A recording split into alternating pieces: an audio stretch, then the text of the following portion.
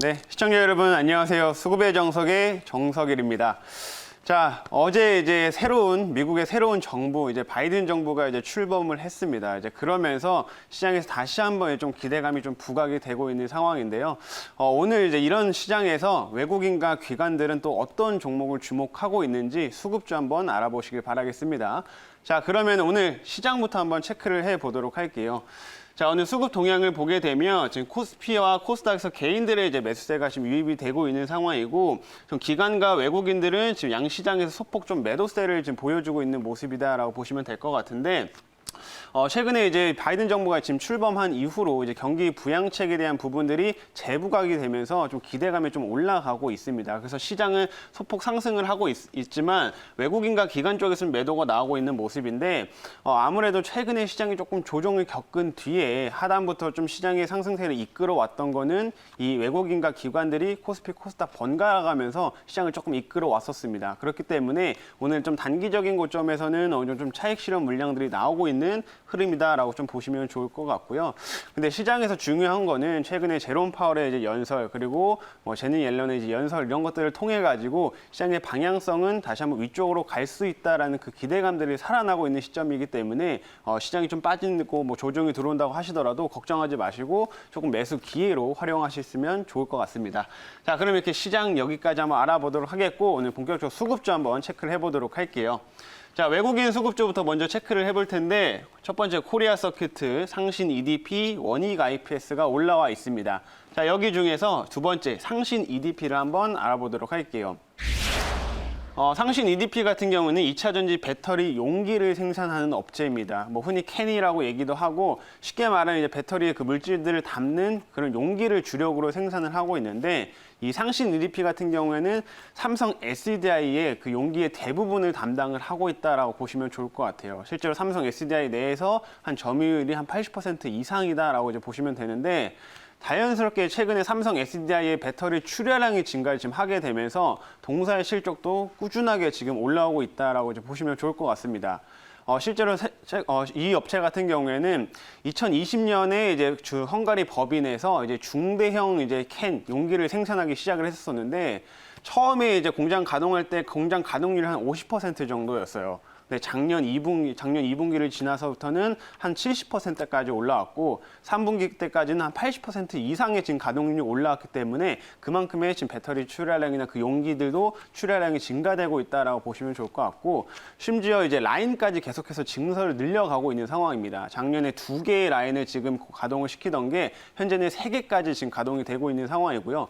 올해 상반기에는 이 라인을 4개까지 지금 확대한다고 하니까 자연스럽게 이 외형 성장에 나타날 수밖에 없는 구조다라고 보시면 좋을 것 같습니다. 그래서 외국인들의 수급이 그런 이유 때문에 좀 꾸준하게 들어오고 있다라고 보시면 좋을 것 같고요.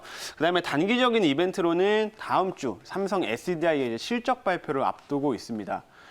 삼성 SDI의 이제 실적 이번에 4분기에 굉장히 의미가 있다고 보시면 되는데, 중대형 전지에서 이제 분기 처음으로 흑자 전환이 되는 시점이기 때문입니다. 그래서 이제 지금 증권사 리포트를 보시더라도 지금 컨센서스를 보게 되면 4분기 이제 추정치가 전년 동기 대비해서 최소 1,300% 이상 의 성장세를 보여줄 것으로 좀 기대가 되고 있기 때문에, 이 영업이익이 자연스럽게 이렇게 큰 폭으로 나오게 되면은 이 관련된 부품 업체들까지도 그 수혜를 받을 수밖에 없다, 이렇게 보시면 좋을 것 같아요. 그래서 그런 관점에서 최근에 수급이 굉장히 탄탄하게 들어오고 있으니까요. 한번 수급도 한번 체크를 해 보도록 하겠습니다.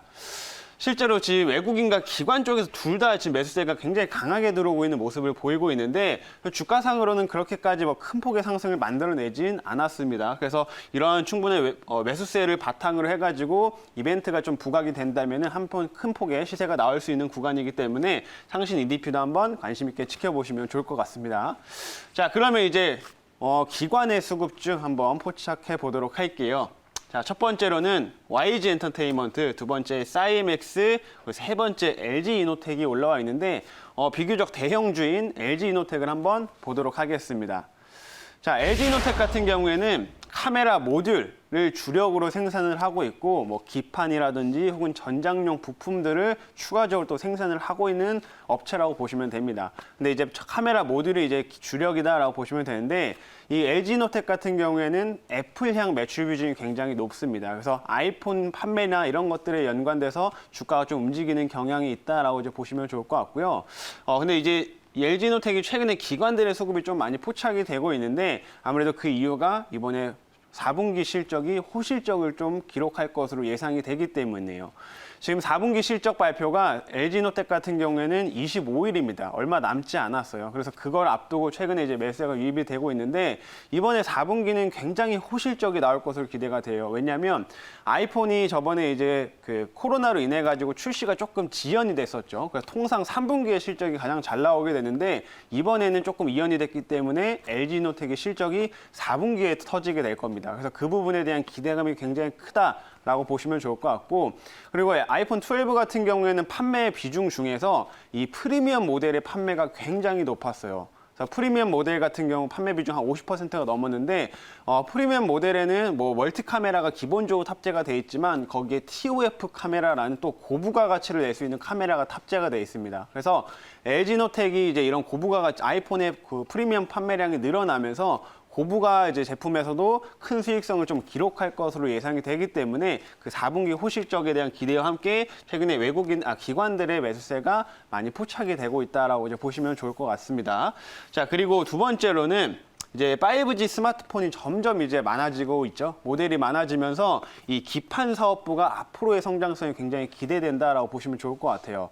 이제 5G 스마트폰 같은 경우에는 이제 기판 사업부가 최근에 이제 생산하고 있는 기판 중에서 이제 초고주파수 대역을 이제 받을 수 있는 그런 기판이 따로 있습니다. 그래서 그 기술력을 확보하고 이미 양산을 하고 있는 게 LG이노텍이다라고 보시면 좋을 것 같고요. 실제로 삼성전기보다도 훨씬 더 그냥 양산 시점이 더 빠르기 때문에 훨씬 더 메리트가 많이 부각이 되고 있다라고 보시면 좋을 것 같고 앞으로 아이폰은 이미 뭐 12에서 그 5G 모델들이 출시가 됐는데 앞으로 나온 모델들에서는 계속해서 이제 전 모델이 5G가 지원이 되는 형식으로 나올 거기 때문에 이 부분에서의 성장성을 계속 가져갈 수 있겠다라고 보시면 좋을 것 같아요. 그래서 이런 실적과 함께 실제로 밸류상으로도 그렇게 부담스럽지 않은 위치이기 때문에 최근에 기관들의 매수가 포착이 되고 있습니다. 그래서 한번 수급표도 한번 보면서 확인을 시켜드리도록 할게요.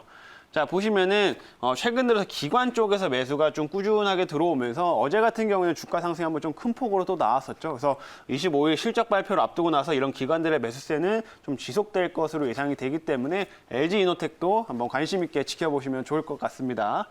자, 그러면 이제 오늘 이제 수급주들까지 한번 포착을 해봤고요. 이제 제가 제시했던 종목 중에서 한번 리뷰를 하는 시간을 가져보도록 하겠습니다. 자, 제가 얼마 전에 이제 말씀했던 종목 ISC라는 종목을 말씀드렸었는데 말씀드린 지 뭐 얼마 안 됐습니다만은 벌써 10%를 넘어가는 11% 정도의 수익률을 좀 기록을 하고 있습니다. 제가 ISC 같은 경우는 특히 딱 두 가지의 포인트를 말씀을 드렸는데 이 업체는 비메모리 쪽에서도 수혜를 받고 메모리 반도체 쪽에서도 올해 성장이 좀 기대되는 종목이다라고 말씀드렸습니다.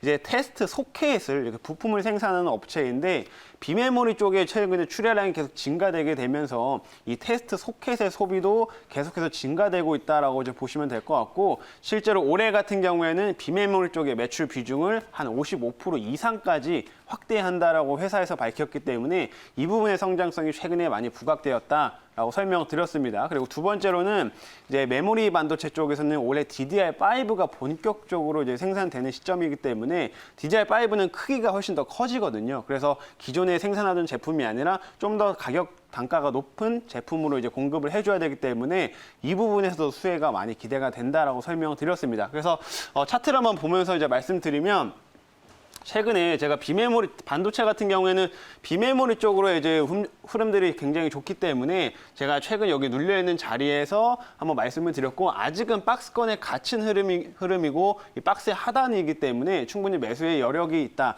충분히 뭐 메리트가 있는 구간이다라고 설명을 드렸습니다. 그래서 매수한 지 얼마 되지 않아서 쭉쭉 지금 바로 신고가를 만드는 모습을 지금 보여주고 있고요. 오늘도 비교적 좋은 흐름들 보여주고 있기 때문에 충분히 목표가까지는 계속해서 홀딩을 유지하시길 바라겠습니다. 자, 그래서 오늘 이렇게 ISC까지 리뷰를 해보았고요. 오늘 이제 새로운 종목 또 제시해 드리도록 하겠습니다. 오늘의 종목은 제가 좀 이번에 한번 편입을 했던 종목이긴 한데 또 새롭게 다시 한번 편입을 하고자 가지고 왔습니다. 그래서 오늘은 동화기업이라는 종목을 가지고 와봤습니다. 자, 제가 동화기업은 예전에도 이미 한번 편입을 해서 지금 2차 목표가까지 이미 터치가 된 상황이에요. 근데 계속해서 제가 목표가를 높이는 쪽으로만 가게 되면 이제 신규 진입을 또 하시기에 좀 부담스러울 수가 있기 때문에 오늘은 다시 한번 새롭게 좀 가지고 와봤습니다. 동화기업 같은 경우에는 이제 배터리 전해액을 생산하는 업체다라고 보시면 될 것 같고요. 사실 본업은 건자재예요. 건자재를 생산하고 이제 파나스이텍이라는 지금은 동아일렉인데 이 업체를 이제 인수하게 되면서 2차 이제 전해액을 생산하게 되었습니다. 근데 전해액 같은 경우도 삼성의 이제 배터리 출하량이 증가되면서 자연스럽게 수요가 지금 증가하고 있는 상황이고요. 올해 같은 경우에는 이제 유럽 쪽에 이제 공장 증설이 또 완료가 되기 때문에 유럽의 증설이 완료되고 나면 전해액 쪽에서 성장성은 더욱더 가파라질 거다라고 보시면 좋을 것 같습니다. 자, 그리고 최근에 시장에서 이제 배터리 관련된 전고체 관련된 종목들 좀 부각이 되고 있는 상황인데 이 동화기업도 전고체 쪽에 모멘텀이 있습니다. 왜냐하면 삼성 SDI와 이미 전고체 관련된 지금 연구 개발을 진행 중인 상황인데 국내 배터리 업체 중에서는 삼성 SDI가 지금 전고체 배터리 개발하는 속도가 제일 빠른 상태입니다. 그래서 그 부분에서 좀 수혜를 받을 수 있는 업체라고 이제 보시면 좋을 것 같고요.